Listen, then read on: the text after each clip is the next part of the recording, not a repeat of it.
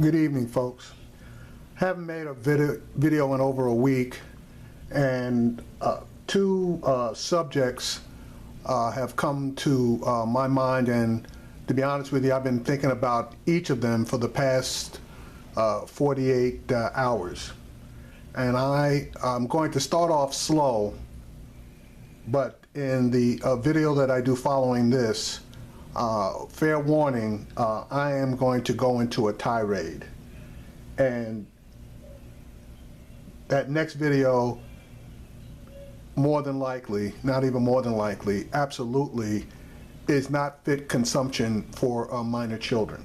But this one is going to be a straight up dissertation on my part as far as the subject matter is concerned. The Graham-Cassidy bill, which they would love to describe as a health care bill, is anything but a health care bill.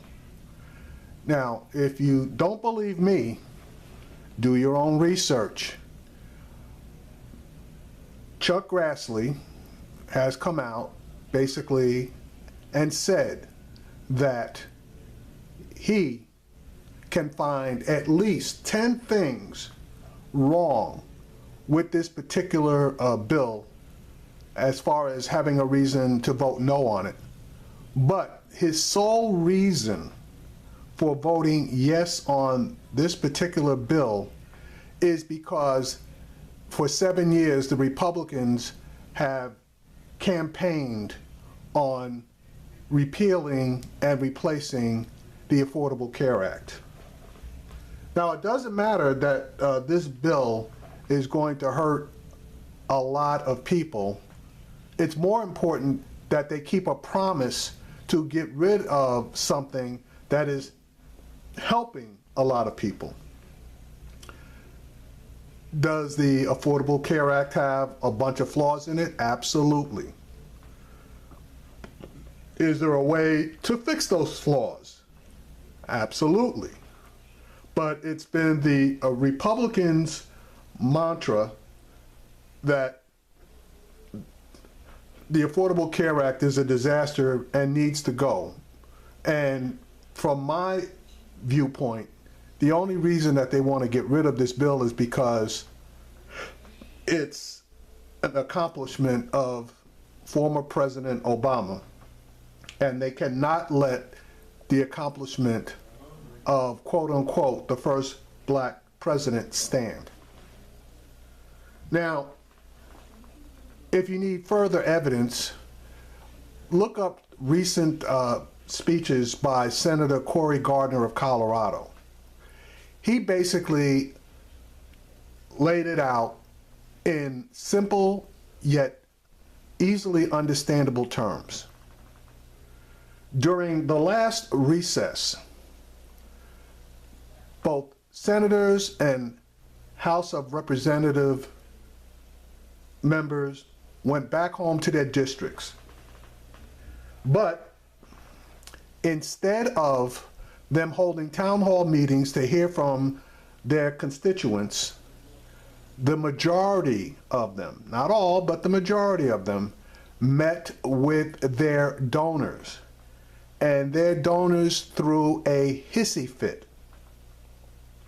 Their donors basically told them that the cash spigot was going to be turned off if two things were not accomplished. One, that they passed tax legislation which gave them huge tax cuts. And two, that they had to get rid of the Affordable Care Act. And if both of those things were not accomplished, the next time that these people ran for office and picked up the phone to call for donations, they were told to scratch their phone numbers off of their calling list. So, of course, the people in Congress obviously wanted to stay in power. They know they need money to run, So they chose to ignore everyday people who right now have a favorable opinion of the Affordable Care Act, even with all of its flaws.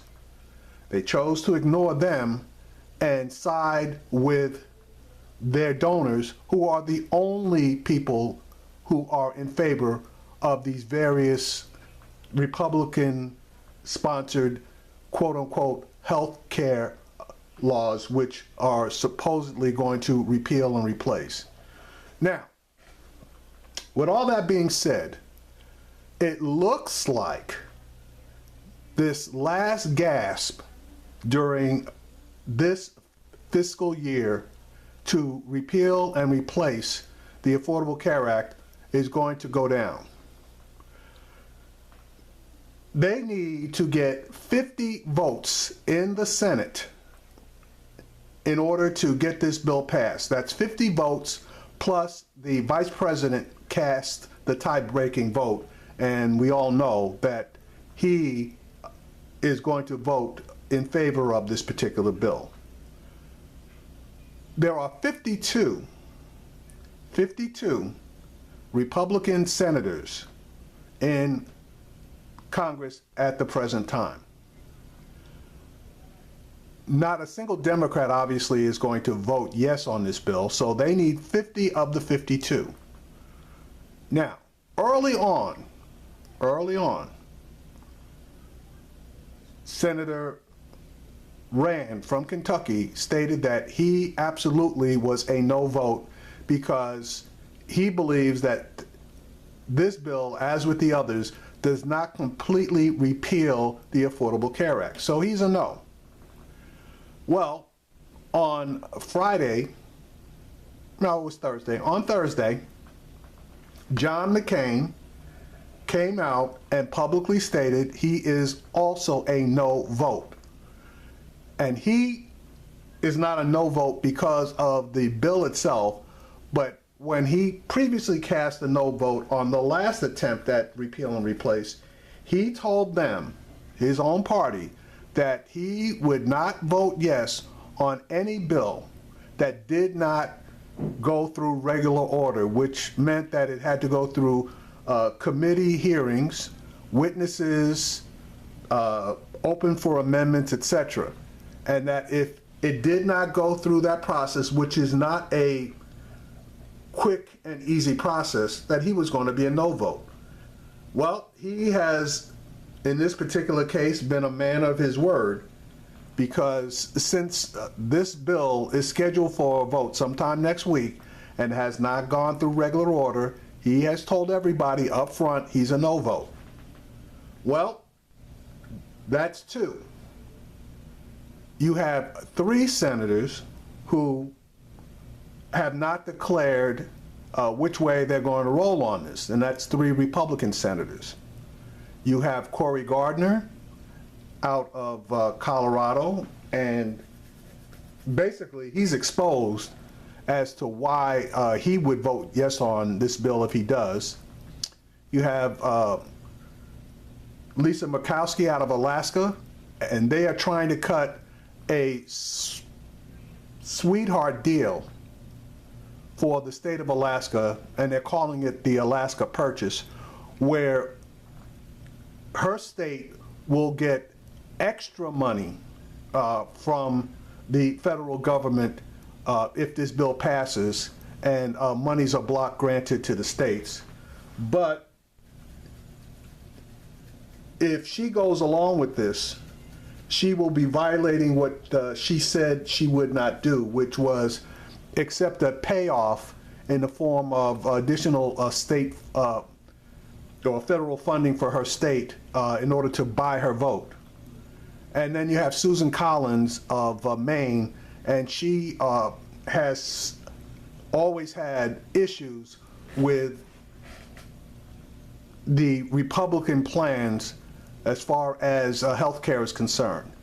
So by my count, that's 5 potential no votes. 2 for sure, and more than likely 3 that are going to say no.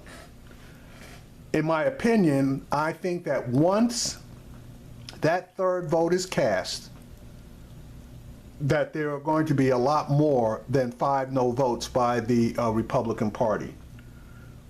Because this bill is basically a redistribution of wealth and a punitive action to be taken against all of the states who voted for Medicare expansion and have that money move from the states that were getting significant dollars from the federal government for the expansion down to the states, 13 of them, that actually sued the federal government in order not to have to participate in establishing state-run exchanges. Those states would be the state of Texas, Oklahoma, Arkansas, Alabama, Mississippi, just to name a few. The states where money would be snatched from would be New York, Massachusetts, California, and Colorado, again, just to name a few. The Republicans are always talking about having issues with the redistribution of wealth, but this particular bill is a giant flashing light as far as redistributing wealth from the states who had the best interest of their own citizens in mind to states who absolutely don't give a shit about their citizens, and health care, as far as they're concerned, is a privilege and not a right. So again, folks, it looks like it's going down for the final count for this fiscal year.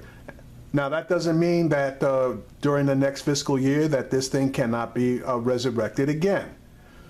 But the timing on this is very significant, because at the end of September, once again, the House and the Senate go on a recess, and they have to get out there and see their constituents, and you have an election day.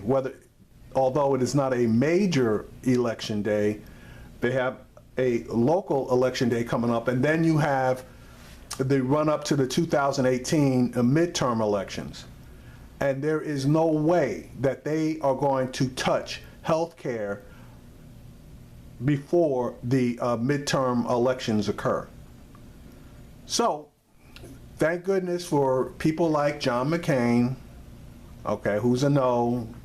Rand Paul, for whatever reason, he's also a no. I'm believing that Susan Collins and Bukowski will remain, finally declare that they're no's, and that effectively will kill it.